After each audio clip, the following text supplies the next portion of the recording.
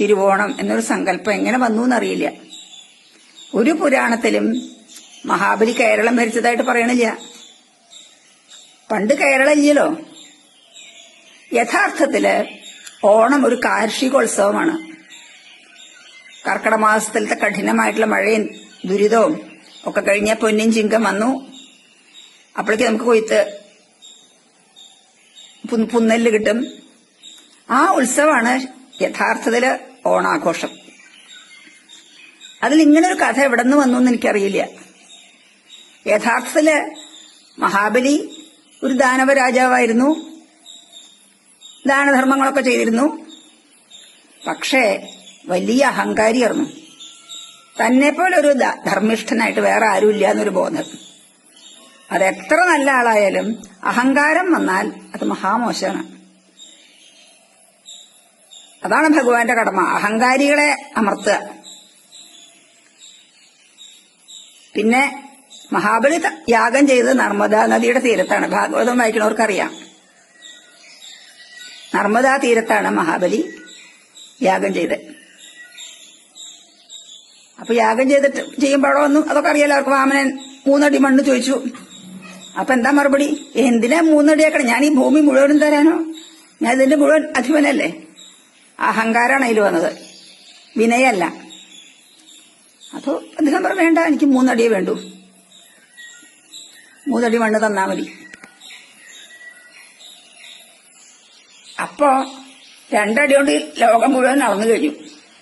3ാമത്തെ അടി വയ്ക്കാൻ സ്ഥലമില്ല. അപ്പം മഹാബലിക്ക് മനസ്സിലായി തന്റെ തെറ്റ്. വിനയാന്വിതനായിട്ട് ഭഗവാന്റെ കാക്കില് കുമ്പിട്ട് എന്റെ തലയിൽ വെച്ചോളൂ, 3ാമത്തെ അടി. അഹങ്കാരമൊക്കെ പോയി.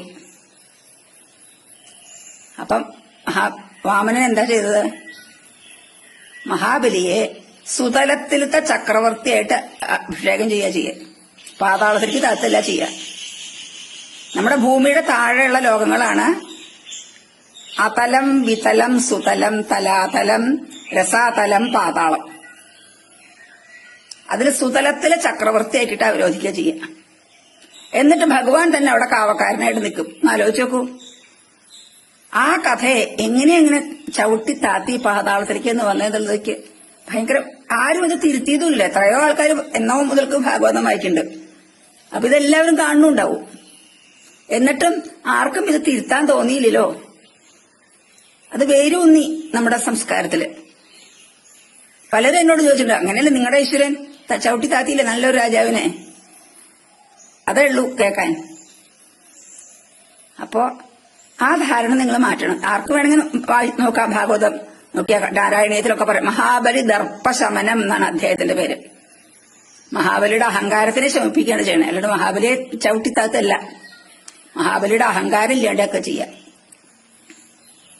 പിന്നെ വേറൊരു കാര്യം കൂടി പറയാനുണ്ട്. ഇപ്പൊ ഓണാഘോഷത്തിന് ഇക്കൊല്ലൊന്നും ഉണ്ടാവില്ലായിരിക്കും. മുമ്പെയൊക്കെ ഓണാഘോഷത്തിന് മഹാബലി കൊട്ടും ഒക്കെ ആയിട്ട് വരുമല്ലോ. ആരാ അവരുടെ ഒരു കുടവയറിന് പൊണ്ണത്തടിയനാണെന്ന് പറഞ്ഞേ? മഹാബലി. അദ്ദേഹം രാജാവാണ്. രാജാവാണെന്ന് വെച്ചാൽ യോദ്ധാവാണ്. യോദ്ധാവാണെന്ന് വെച്ചാൽ ആരോഗ്യ ദൃഢഗാത്രനാവും. ഇങ്ങനെ പൊണ്ണത്തലിയും കുടവയറൊക്കെ ആയാൽ യുദ്ധം ചെയ്യാൻ പറ്റുമോ? എന്തിനാ ഇങ്ങനെയൊക്കെ ആക്കണേ തോന്നാറുണ്ട് എനിക്ക്. ഒരു കോമാളി വേഷം, ഓലക്കൊടയും പിടിച്ച്.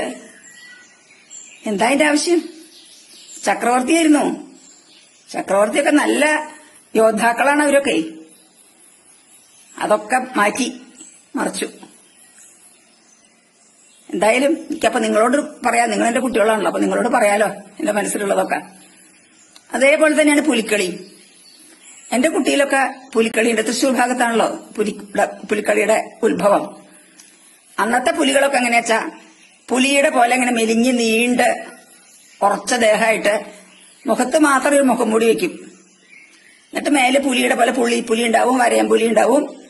അങ്ങനത്തെ ചിത്രപ്പണികളോട് കൂടിയിട്ട് നല്ല കസർത്തും കാണിക്കും. അതും ഇപ്പൊ കുടവയറുള്ള ആൾക്കാരാ, തടിയന്മാര്. ഇപ്പോഴത്തെ പുലികളെ കണ്ട അറക്കി സത്യം പറഞ്ഞ. എങ്ങനെ കാലം മാറി നിശ്ചയില്ല. എനിക്ക് വയസ്സായിട്ടാണ് എനിക്കും തോന്നണം എങ്ങനെയൊക്കെ. എന്തായാലും അതൊക്കെ പോട്ടെ. നമുക്കെല്ലാവർക്കും കൂടി സന്തോഷം.